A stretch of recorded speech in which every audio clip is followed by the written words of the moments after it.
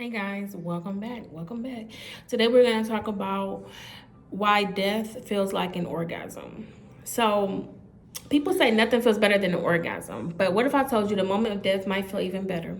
Not in a morbid way, but in a scientific, biological, and spiritual way. So, today we're diving into what actually happens in your body and brain when life lets go, and why so many near death experiencers describe it as the most blissful feeling imaginable.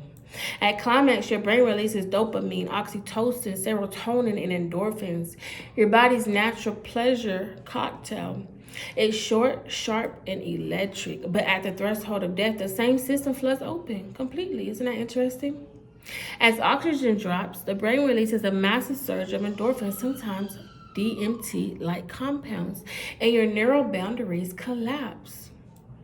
EEG studies show gamma wave bursts, the same waves linked to enlightenment experiences. So, biologically, dying isn't just shutting off, it's your system's ultimate release.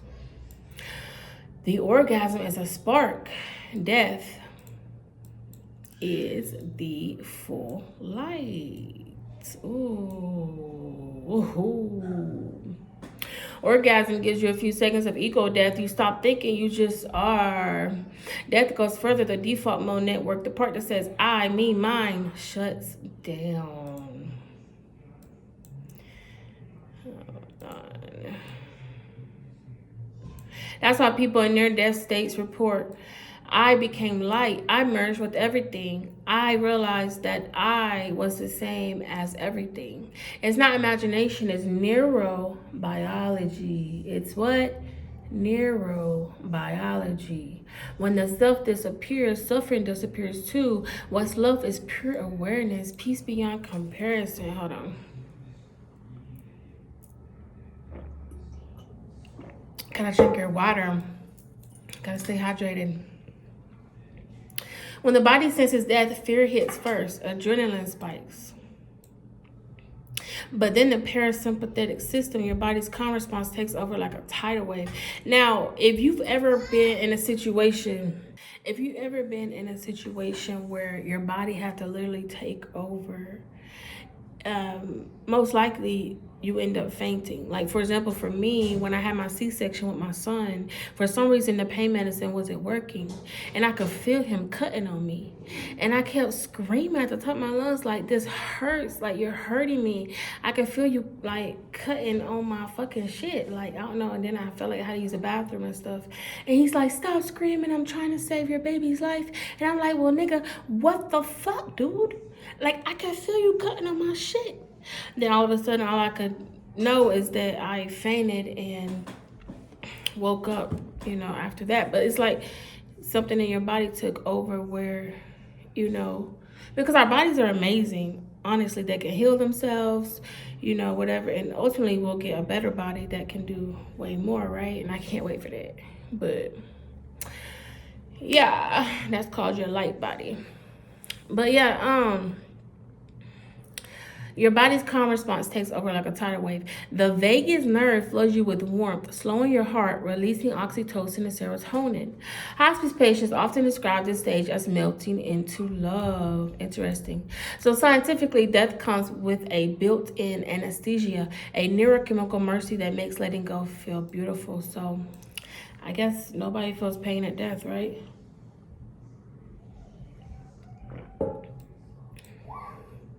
2013, scientists at the University of Michigan recorded dying rats' brains and found a massive spike in synchronized gamma activity moments after the heart stopped.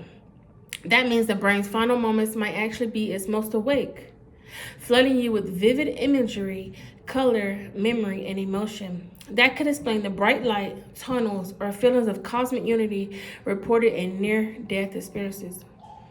Your brain, in its final act, gives you heaven from the inside out. Here's the wild part. Mystics, monks, and yogis have been chasing this state for centuries. They call it samadhi, nirvana, the great silence. When they meditate to the point of ego death, the same regions of the brain quiet down. So the bliss of death is the same frequency as enlightenment, just reached through surrender instead of discipline. To die before you die, that's what every ancient teaching means. Experience release while you're still alive. So maybe death feels better than an orgasm because it's the ultimate letting go. Orgasm releases tension in the body. Death releases tension in the soul. When you surrender completely, whether through breathwork, meditation, or love, you touch that same field of peace.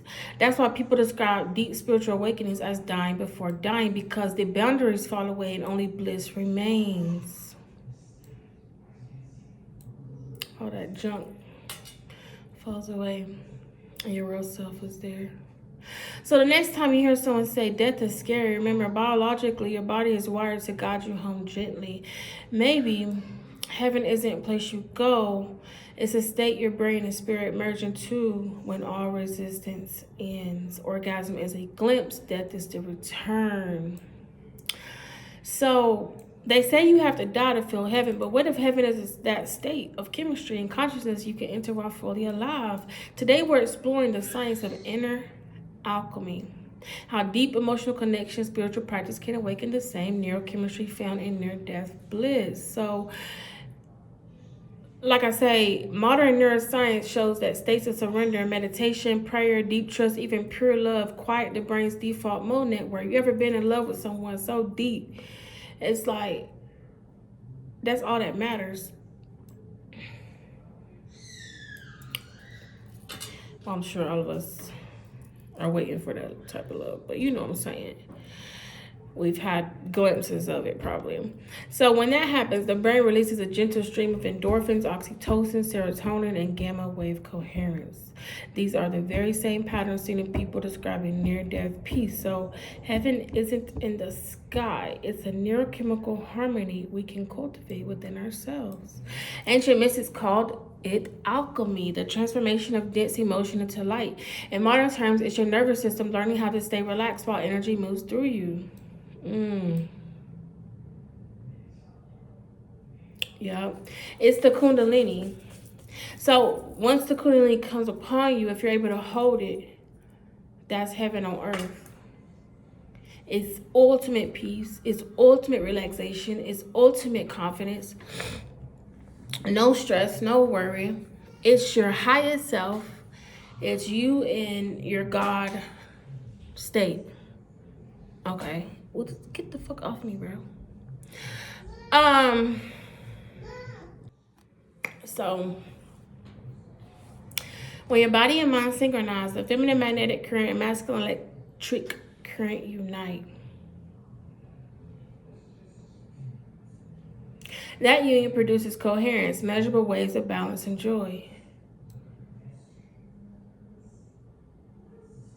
When two people meet in deep resonance, what many call twin flame or soul mirror energy, something remarkable happens. Their heart rhythms, brain waves, and breathing patterns begin to entrain, meaning they literally sync. Research shows couples in genuine emotional attunement release oxytocin together and even share matching gamma wave spikes. It feels like continuous warmth, safety, and expansion, the chemistry of trust amplified by love. This synchronized state floods the body with endorphins and parasympathetic calm. The same mixture reported at life's final moments, and probably, you know, the same feeling that drugs give you, right? So everybody's chasing this feeling through alcohol, drugs, and meaningless sex.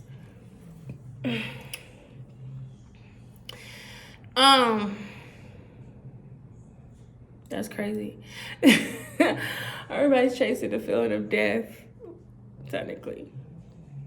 But here you're conscious, breathing, creating. It's the alive version of death bliss, pure surrender without leaving the body. That's why mystics say, die before you die and you shall never die. You don't need a partner to reach it, but if you're lucky enough to meet your twin flame in person, then you guys can reach this together using Tantra. Tantra is like sexual yoga and stuff. So when you meet each other, you amplify each other. Their shared nervous system become one instrument tuned to source. That's why genuine connection can feel endless, timeless. The mind quiets, the heart expands, and the body hums. This is heaven while breathing. In this state, you're not chasing peaks anymore. Your whole system operates in gentle release. Tension dissolves as soon as it forms. You forgive faster, create easier, love without demand. Biochemically, you're bathing in low dose bliss hormones all day. Spiritually, you're embodying heaven on earth. Yes. So no, you don't have to die to feel what people call heaven. When consciousness and chemistry align, the body becomes a temple and the soul becomes light. So remember, heaven isn't out there. Heaven is inward. And once you do your inner work, you can then outwardly find your twin flame, find, love once you love yourself, and create heaven on earth, literally. It's a nervous system at peace and a heart in love. So until next time, stay light, stay beautiful. Love you.